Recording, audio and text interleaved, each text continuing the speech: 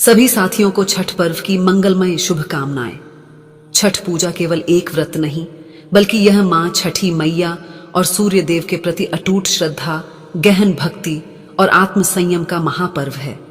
कहा जाता है, जब कोई भक्त अपने मन की सभी इच्छाओं को त्याग कर सच्चे भाव से सूर्य भगवान और माता छठी की आराधना करता है, तो मां छठी उसके जीवन के अंधकार को मिटाकर सुख, समृद्धि और प्रकाश से भर देती हैं। मां छठी के व्रत और कथा के श्रवण से संतानहीन दंपत्ति को संतान सुख का आशीर्वाद मिलता है। परिवार में शांति, समृद्धि और एकता बनी रहती है। तन और मन दोनों की शुद्धि होती है, क्योंकि यह व्रत आत्मसंयम, पवित्रता और सत्य की साधना का प्रतीक है। छठी मैया भक्तों के कष्ट दूर करके कल्याण करती हैं। प्रिय साथियों, कथा को अंत तक अवश्य सुने। छठी मैया की कृपा प्राप्त करने के लिए कमेंट में जय छठी मैया अवश्य लिखें। अब प्रारंभ करते हैं छठ पूजा की यह दिव्य कथा। बहुत पुरानी बात है, जब समय की धारा धीमी और जीवन की सादगी में भी नियति अपने जटिल खेल खेला करती थी। एक ऐसे ही गांव में जहां खेत खलिहानों की हरियाली दूर दूर तक पसरी थी और सूरज अपनी सुनहरी आभा से हर सुबह एक नई उम्मीद लिखता था, उसी गांव में एक निर्धन दंपति रहते थे, माधव और माधुरी। उनके हृदय गंगा की निर्मल धारा से भी अधिक पवित्र थे। उनके प्रेम में युगों की अटूट निष्ठा थी। माधव अपनी प्रिय माधुरी के लिए कुछ भी कर गुजरने को तैयार था और माधुरी अपने स्वामी के चरणों में अपना सर्वस्व अर्पित किए बैठी थी। किंतु हाँ, एक ऐसा किंतु था जिसने उनके जीवन को गहन विषाद से भर रखा था, उन्हें भीतर ही भीतर खोखला कर रहा था। उनकी गोद सूनी थी, संतान विहीन थी। उनकी विवाह को वर्षों बीत चुके थे।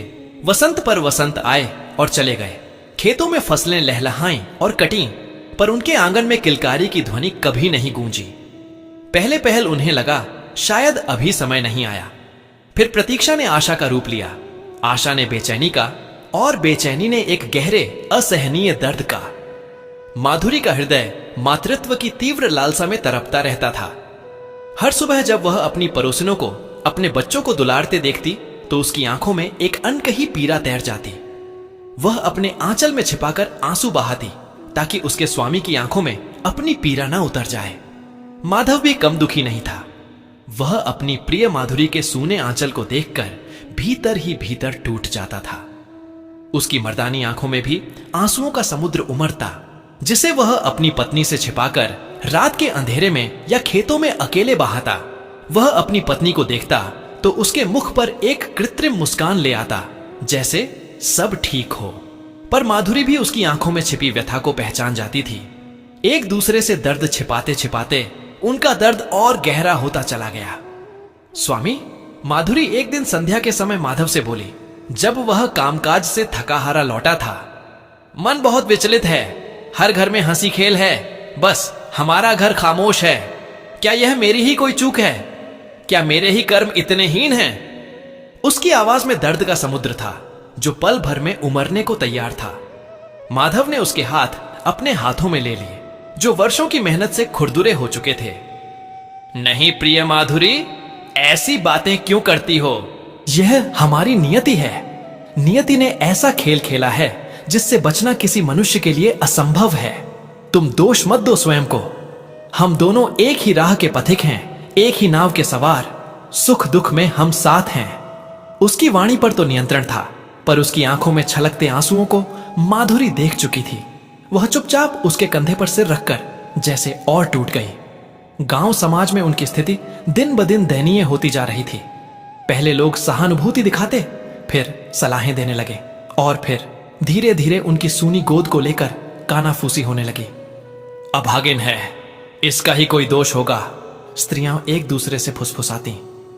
जिस घर में संतान न हो, वहां लक्ष्मी भी स्थिर नहीं रहती, पुरुष कठोरता से कहते।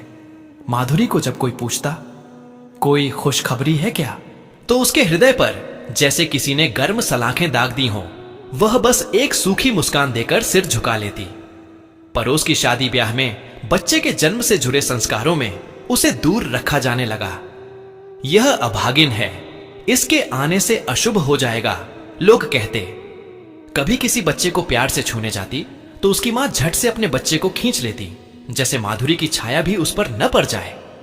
यह अपमान, यह तिरस्कार, यह उपेक्षा उस निर्धन दंपति के लिए भूख और गरीबी से भी अधिक कष्टकारी थी। माधुरी को लोगों के बीच सामान नहीं मिलता था। वह एक अभागिन समझी जाती थी। वह जब बाजार में जाती तो दुकानदार भी उसे तिरछी निगाहों से देखते।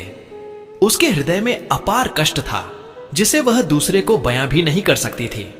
दिन प्रतिदिन उसकी आत्मा घावों से भरती जा रही थी। माधव को भी इस सब से बहुत पीड़ा होती। वह अपनी प्रिय को इस हाल में देख नहीं पाता था। माधुरी, तुम क्यों जाती हो ऐसी जगहों पर? क्यों सहती हो यह सब? एक बार उसने क्रोध और व्यथा से पूछा था। स्वामी, माधुरी के स्वर में वेदना थी। कहां ना जाऊं, जीना तो पड़ेगा ना। और मैं कहां जाऊंगी, कहां छिपूंगी इस संसार से? मेरा अपराध क्या है? सिर्फ इतना कि मां नहीं बन पाई। उसकी आंखों से आंसुओं की धारा बह निकली। माधव उसे अपने सीने से लगा लिया और वे दोनों एक दूसरे के दर्द में मौन हो गए।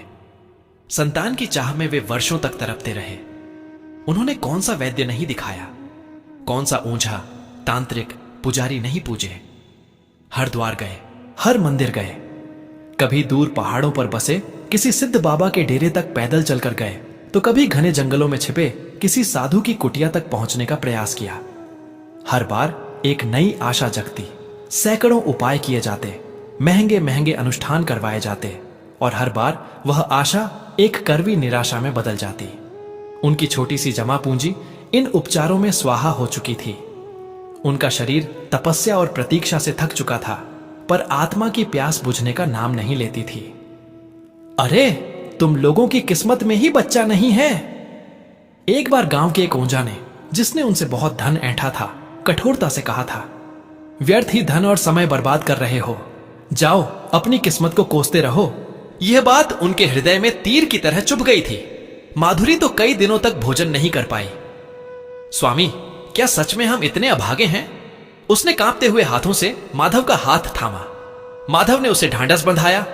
नहीं प्रिय, ऐसी बात नहीं है। हम हार नहीं मानेंगे। जब तक सांस है तब तक आस है। पर उसकी अपनी आवाज में भी अब वह दृढ़ता नहीं थी जो पहले हुआ करती थी। उनके मन में अब संदेह और अविश्वास ने जगह बनाना शुरू कर दिया था। क्या ईश्वर भी उनकी नहीं सुन रहा? क्या वाकई कोई शक्ति नहीं है जो उनकी पीड़ा को समझ सके? उनकी आंखों में अब एक सूनापन, एक गहरा अवसाद घर कर गया था। जीवन जैसे रंगहीन हो चुका था। वे सिर्फ सांस ले रहे थे, जी नहीं रहे थे। दर दर की ठोकरें खाकर, लोगों की तान सुनकर, डांट खाकर वे दोनों भीतर से इतने टूट चुके थे कि अब किसी पर विश्वास करना भी मुश्किल हो गया था। एक दिन जब वे अपनी सारी आशाएं खो चुके थे और जीवन को एक बोझ मात्र मानकर काट रहे थे, माधव एक दूर के तीर्थ से लौट रहा था। वह थका हुआ था, मन खिन्न था। रास्ते में एक वट वृक्ष के नीचे एक वृद्ध तेजस्वी साधु बैठे थे। उनके मुख पर एक दिव्य तेज था, आंखों में असीम करुणा। माधव उनके पास से गुजरने लगा। तभी साधु ने उसे आवाज दी, बेटा, कहां जा रहे हो इस गहन उदासी के साथ? तुम्हारे नेत्रों में वर्षों का अनकहा दर्द छिपा है। माधव रुक गया। साधु की वाणी में ऐसी मिठास थी, ऐसी ममता थी कि माधव का हृदय अनायास ही पिघल गया। वह वहीं बैठ गया और अपने जीवन का सारा दुख, सारी व्यथा आंसुओं के माध्यम से उस साधु के सामने उंडेलने लगा। उसने माधुरी का कष्ट, लोगों के ताने, अपनी लाचारी सब कुछ कह डाला। उसकी कथा सुनते सुनते साधु की आंखों में भी करुणा के भाव उमड़ आए। जब माधव चुप हुआ तो साधु ने स्नेह से उसके सिर पर हाथ रखा। निराश मत हो वत्स, इस संसार में कोई भी दुख अनंत नहीं होता। हर अंधेरी रात के बाद सूर्य का उदय निश्चित है। तुम्हारे दुख का कारण तुम्हारी संतानहीनता है, मैं जानता हूं, पर तुमने एक मार्ग अभी तक नहीं आजमाया। माधव ने उत्सुकता से ऊपर देखा। कौन सा मार्ग महाराज? हमने तो हर द्वार खटखटाया है, हर संभव प्रयास किया है। साधु मुस्कुराए, एक ऐसी मुस्कान जिसमें अनंत ज्ञान और विश्वास था।